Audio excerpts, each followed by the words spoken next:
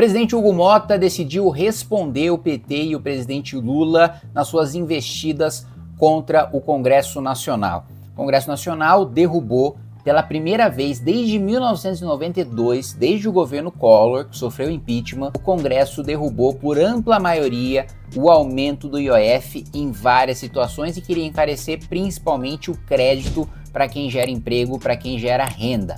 Pois é, o Congresso Nacional então derrubou o aumento de impostos, no decreto de Haddad e de Lula, e aí Lula decide recorrer, claro, para o nosso regime tricameral, O Brasil é o único país que tem um regime tricameral. Tem a Câmara dos Deputados, a Câmara dos Senadores e a Câmara dos Ministros do Supremo Tribunal Federal, que também votam igual a nós parlamentares agora, Lula decidiu recorrer ao Supremo, para derrubar o projeto de decreto legislativo do Congresso Nacional, que derrubou o seu decreto de aumento de impostos, de aumento do IOF. Não satisfeito com isso, Lula e o PT também publicaram um vídeo, alimentando aquela falsa narrativa deles, aquela mentira deles de que, na realidade, trata-se de uma luta dos pobres contra os ricos, que o PT estaria querendo enfrentar os interesses dos ricos, dos banqueiros, dos bilionários e das bets, que eles colocaram ali na propaganda deles de BBB, e que o Congresso Nacional estaria do outro lado, defendendo os ricos, defendendo os bilionários,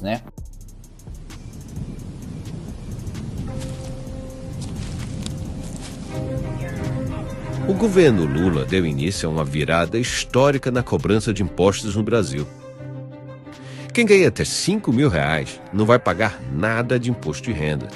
Além disso, quem ganha entre 5 mil e 7 mil terá redução no desconto tributário. E para manter as contas equilibradas, o governo vai passar a taxar quem sempre pagou pouco ou quase nada: os super ricos. Bilionários, bancos e plataformas de apostas que pagam nada ou quase nada de imposto de renda vão passar a pagar mais. Porque imposto é necessário, mas justiça também é. Taxação BBB, bilionários, bancos e bets. Novo IR é justiça histórica, justiça de verdade. Aliás, eu vou até perguntar para o Lindbergh Farias, aproveitando que a gente tem debate nessa quinta-feira, como é que o imposto sobre blusinha prejudica os mais ricos? Eu estou lhe fazendo uma pergunta. Estou lhe respondendo, não sei. Como é que o imposto sobre a compra de vestuário dos mais pobres é tributar os mais ricos, quando na verdade isso só beneficiou grandes empresários brasileiros, amigos do governo, que fizeram lobby, e inclusive empresários que apoiaram Bolsonaro nas eleições, depois foram lá pedir para o Lula aumentar imposto para proteger a indústria nacional, da concorrência. O que, assim, para mim é uma piada, porque se o sujeito consegue produzir lá na China, e pagar todo o custo de logística até chegar no Brasil, pagar o ICMS e ainda assim ter um produto que é considerado pela população melhor e mais barato do que o produzido no Brasil, o problema não está na produção da China, não, o problema está na produção do Brasil. Mas enfim, isso é assunto para outro vídeo.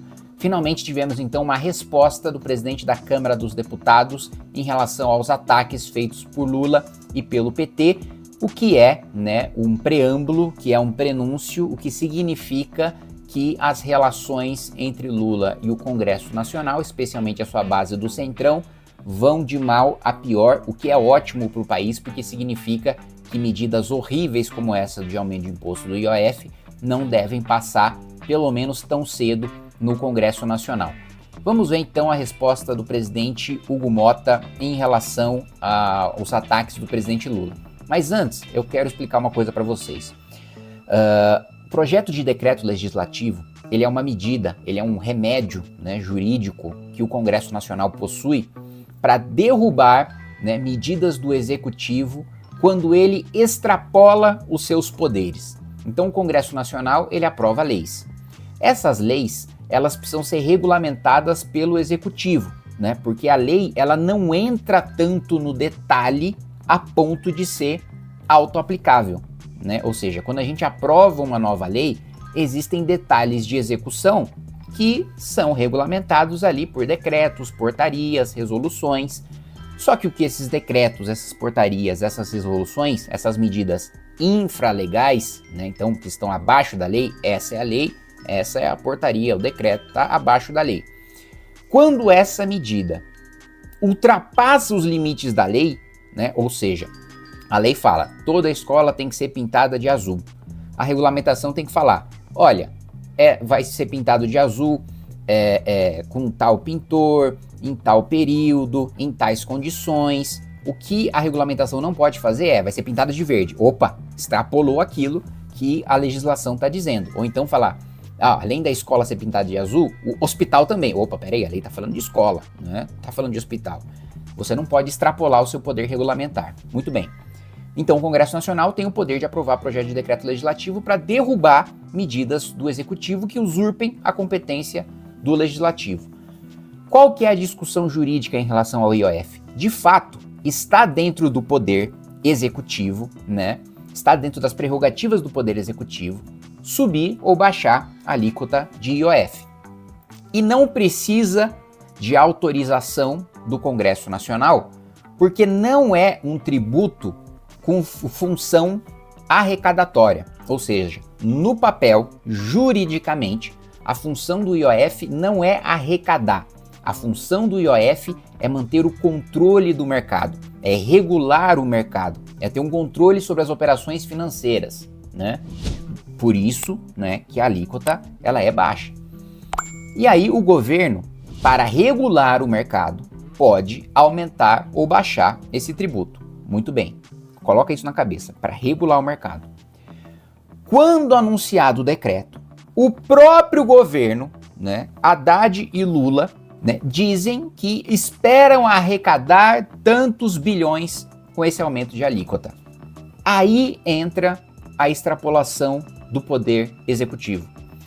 A partir do momento que o presidente da República e o ministro da Fazenda admitem que aumentaram a alíquota de um tributo de natureza, né, regulatória para arrecadar, eles estão invadindo a competência do Congresso Nacional. Porque só o Congresso Nacional pode mudar a natureza de um tributo. Então, se eu quero que o tributo deixe de ter a função de regular para ter a função de arrecadar, de fazer caixa para o governo, eu preciso mandar um projeto para o Congresso Nacional e o Congresso precisa aprovar. Se eu admito que estou aumentando uma alíquota de um tributo que foi feito para regular, para arrecadar, eu admito que estou extrapolando as minhas funções, né? Então o argumento do governo no Supremo é o seguinte, olha, o governo tem o poder de baixar e de subir a alíquota quando quiser, porque não é um tributo arrecadatório, né? E o Congresso Nacional, portanto, derrubou um decreto que estava regular, legal, constitucional, dentro das balizas da lei. Qual que é o argumento do Congresso Nacional? Olha, o próprio governo admitiu que aumentou para arrecadar, e isso é ilegal. O governo não pode utilizar IOF para arrecadar. IOF é feito para regular. Então, só para vocês entenderem exatamente a discussão que vai acontecer no Supremo Tribunal Federal. Agora vamos ver a resposta do Hugo Mota. Hoje temos um Hugo especial para falar sobre o IOF e muitas outras coisas que falaram aqui em Brasília nessa última semana. E essa história de que o Congresso não olha para o povo, hein?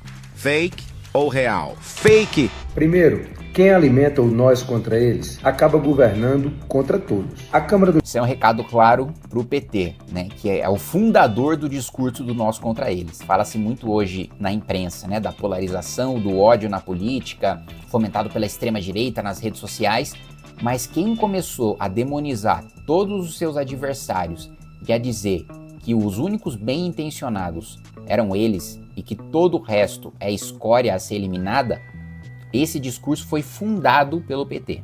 Deputados, com 383 votos, de deputados de esquerda, de direita, decidiu derrubar um aumento de imposto sobre o IOF, um imposto que afeta toda a cadeia econômica. A polarização política no Brasil tem cansado muita gente e agora querem criar a polarização social. No mesmo dia em que derrubamos o aumento do IOF, aprovamos outras 3 medidas importantes para o nosso país. A primeira delas foi uma medida provisória que permite o investimento de 15 bilhões de reais em habitação no nosso país. Nessa mesma medida, incluímos a permissão para que o governo possa vender, leiloar o excedente de petróleo, que ajudará o governo a arrecadar algo em torno de entre 15 e 20 bilhões de reais sem aumentar impostos. Tá, isso daqui parece uma boa medida do jeito que ele está explicando, mas é uma medida horrorosa, tá? Na realidade, o que foi feito pela Câmara dos Deputados, né, numa tentativa do Congresso Nacional salvar suas emendas e acabar com o discurso do governo de que não dá para pagar os deputados do Centrão e da base do governo porque está faltando dinheiro, está faltando ajuste fiscal, o que o Congresso Nacional aprovou? O poder do governo antecipar receitas, né, antecipar as receitas da exploração do petróleo. Só que nessa antecipação, o governo vai arrecadar menos do que se ele arrecadasse no tempo correto. Qual que é o problema? Arrecadar no tempo correto significa deixar governos futuros arrecadarem. Então, por mais que eles estivessem arrecadando mais se eles não antecipassem essas receitas, não seria para o caixa do governo do PT. E o Congresso Nacional aprovou isso. Então não é lucro nenhum, porque eu ouvi algumas pessoas falarem até, pô, mas você votou contra a medida provisória de privatização, de você poder vender petróleo e etc. Não tem nada disso. Na realidade, os outros governos receberiam mais dinheiro do que o que foi antecipado para o PT agora. Vamos lá. Aprovamos também o crédito consignado privado. Aprovamos um projeto de lei que garante a isenção do pagamento de imposto de renda para as pessoas que ganham até 2 salários mínimos. O governo diz que se sentiu traído e que foi pego de surpresa com a votação do IOF. Fake ou real? Fake! O capitão que vê o barco indo em direção ao iceberg e não avisa, não é leal, é cúmplice. E nós avisamos ao governo que essa matéria do IOF teria muita dificuldade de ser aprovada no parlamento. O presidente de qualquer poder não pode servir a um partido, ele tem que servir ao seu país. E sobre o pessoal que falou na imprensa que você morde e assopra? Real.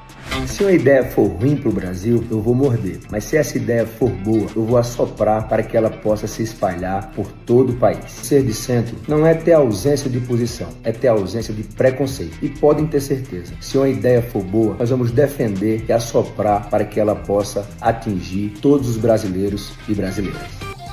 Isso aí é papinho furado de Centrão. Mas enfim, o que realmente importa do vídeo é que para um parlamentar do Centrão, como é o caso do presidente Hugo Motta, vocês devem se lembrar da natureza do Centrão, né? Que é o contrário do que ele acabou de falar, que é não ter posicionamento mesmo. E evitar polêmicas, evitar brigas, evitar qualquer tipo de embate, qualquer tipo de confronto, porque a eles não interessa o confronto, a eles interessa levar obras para os seus redutos eleitorais. Ideologicamente, né, não dá voto para eles entrar em qualquer embate que envolva divergência de visão de mundo, né? Coisa que é basicamente todo o meu posicionamento, né? Para defender as minhas ideias, eu necessariamente preciso entrar em confronto com as pessoas que discordam delas, inclusive o governo federal, que é a lógica contrária do Centrão. O que eu quero dizer com isso? Para um deputado como Hugo Motta, presidente da Câmara dos Deputados, chegar neste tom contra o governo, que óbvio, para você que está acostumado a me ver, esse é um tom baixíssimo em relação ao governo. Mas para um deputado do perfil dele, na posição que ele ocupa, esse nível de tom de hostilidade contra o governo é um nível bem acima do normal, bem acima do usual.